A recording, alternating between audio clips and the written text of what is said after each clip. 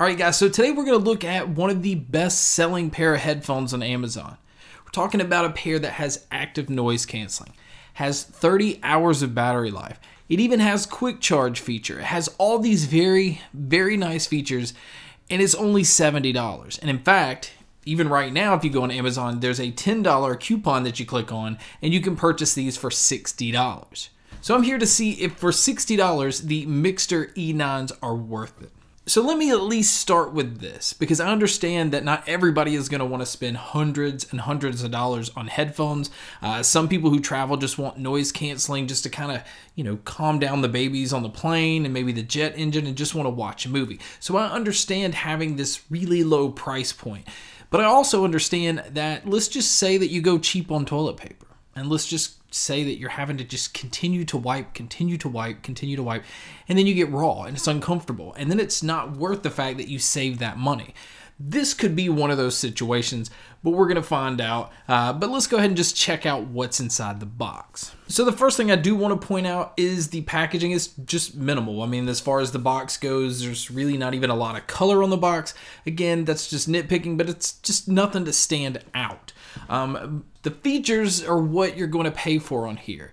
But could you possibly get great sound out of these?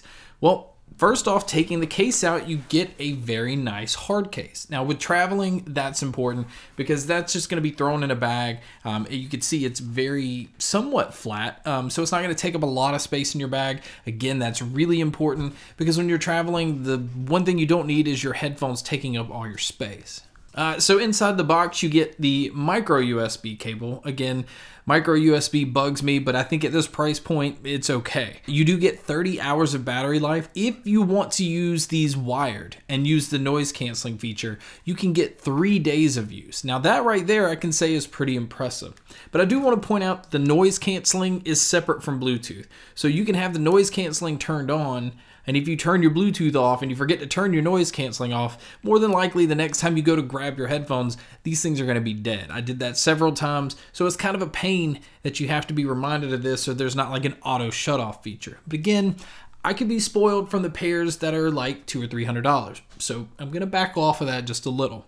It does come with an airline adapter. Again, I think these are geared more towards people that are traveling. So this is nice to have, although with Bluetooth, I don't think a lot of people are using these anymore. Like I said, you can use these wired, so it does come with an included 3.5mm cable. The cable itself feels cheap. It's just kind of that plastic rubbery coating on here, but it is a nice long cable. So again, for traveling, this is a plus. So the headphones themselves, now when you look at them, they just kind of look generic. There's no real branding. It kind of looks like a lot of other headphones you've seen before. I'm not the biggest fan of just this gloss on the side. This isn't something that shows like fingerprints or anything like that, but it just kind of looks blah. But the Mixter logo, the only place you can see it is right here on the side. Now the extensions do have numbers so that if you want to match up, you want to be 15 on this side, you can be 15 on this side, just so you have more of a balanced feel to them. Now, as far as when they're on, they don't stick out too much. They are pretty low profile. And again, like I said, they're plastic, they're lightweight, they feel kind of cheap. The headband itself is pretty nice, but again, because there's not a whole lot of weight, the headband didn't need a whole lot of padding. The ear cups are like a protein leather. They're not memory foam, so again, for what it is, I'm guessing it's okay. It's hard for me. I got to remember the price of these, and I'm got to remember not to compare these to pairs that are $200 or $300. But I also have to keep in mind that this is still $60 to $70, and that in itself, I know the other options that are out there. So I'm still kind of comparing it to that. Now these do fold inward, and they also swivel to lay flat.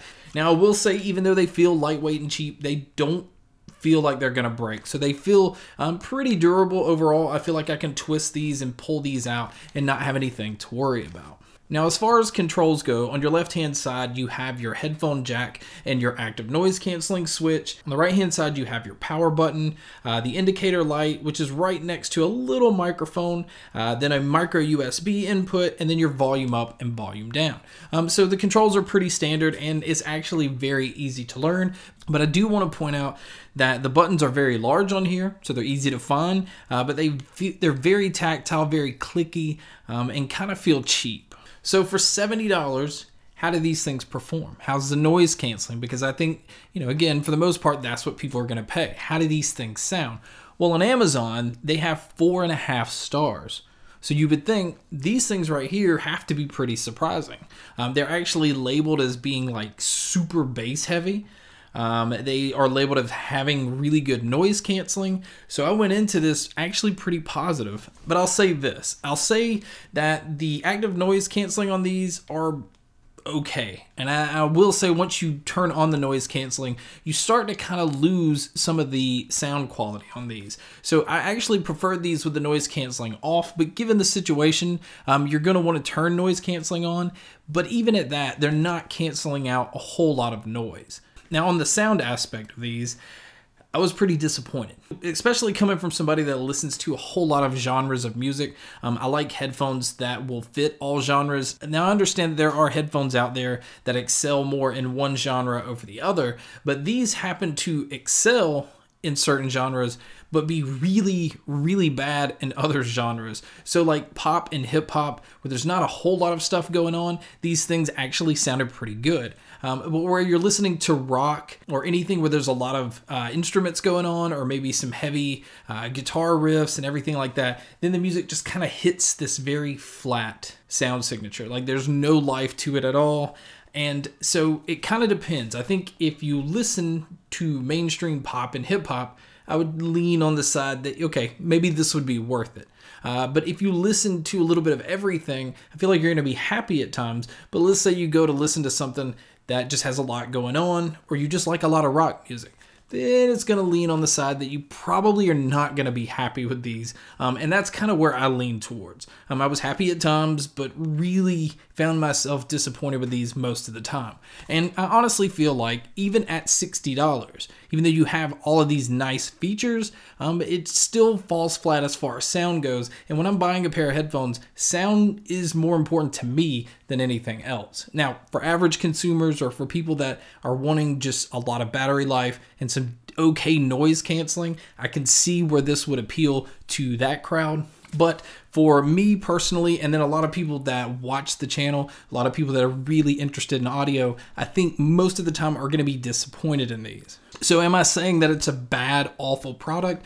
No. I think this product does have its demographic. A lot of people apparently have been happy with it. The reviews on Amazon have been pretty overwhelming for them. I didn't get a defective pair. Again, at times it does sound good. I just do really intense testing with headphones, and I found a lot of the times I just kept wanting more. So guys, that's my review on the Mixter E9. It's really hard to come in here and just, try to find positives and stuff like this when I feel like overall there is a market for it.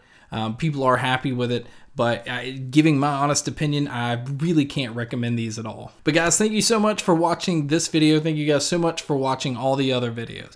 And as always, guys, make sure to stay tuned for more.